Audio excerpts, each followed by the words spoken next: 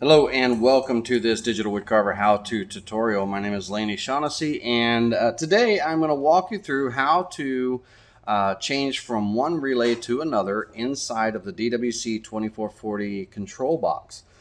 We have a 4-channel relay module here that controls our router on and off, our vacuum on and off, or our spindle on and off, depending on what applications or appliances we have connected to it. And it is controlled by our control board. The microcontroller comes in and controls when these relays turn on and off. And from time to time, we can have a surge or something that would cause one or both of the relays not to work, and the router won't come on, or the spindle won't come on, or the vacuum won't come on. And we need to correct that. And we have 2 spares inside of the control box that we can use. And now these this relay module is labeled, the one that I have the tip of the screwdriver on right now. This is K4, K3, K2, and K1. So where I'm sitting, where it says relay module right here on the front, where I'm sitting, K1 is the closest relay to me here, and then K4 is the furthest. And right in front of K4, there is a bank of pin wires, and this bank of pin wires will be what activates the relays.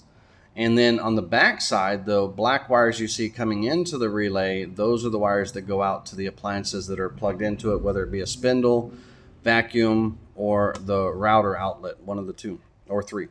So what I'm going to do is, on each relay there are 3 screws, 1, 2, 3, and then the next relay 1, 2, 3, the next relay 1, 2, 3. So each one has 3 screws. Those screws represent a normally open or normally closed side and kind of a, your middle main contact. Well, each of our router and vacuum, one of the wires is in the first screw of each relay and one is in the middle of the screw. The third screw we don't use. To demonstrate that, so it's a little closer where you can see and everything, what we'll do is we'll pretend that K3 is out and we're moving to K1 here. So on K3, we're going to come in and we'll start with the middle wire, one wire at a time. We're going to unscrew the connector. We're going to slide the wire out, and we're moving to K1, so we're going to go to the middle screw on K1. Make sure it's unscrewed. Slide the wire into K1. Make sure everything is unscrewed. Make sure that you may have to re-braid your wires, meaning rub your wires between your finger and your thumb. And then that way they slide in nicely. So once they're in, go ahead and tighten that screw down. And then the other wire that was on the first screw of K3,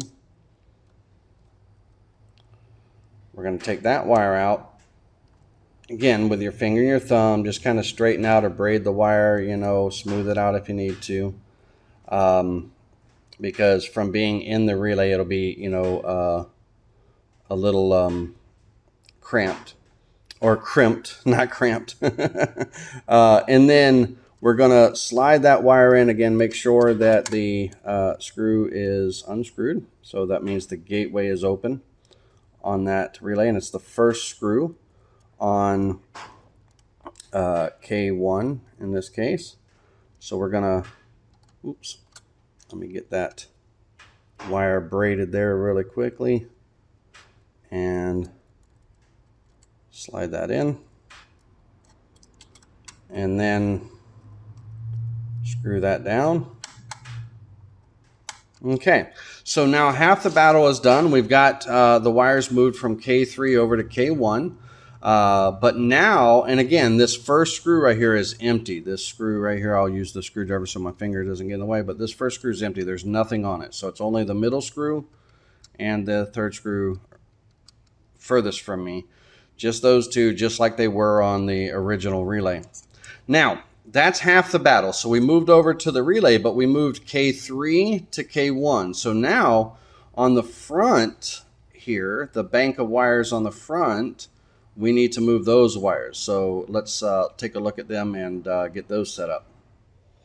All right, so on the front of these wires, you'll see that we have the GND ground, IN1, IN2, IN3, IN4, and VCC.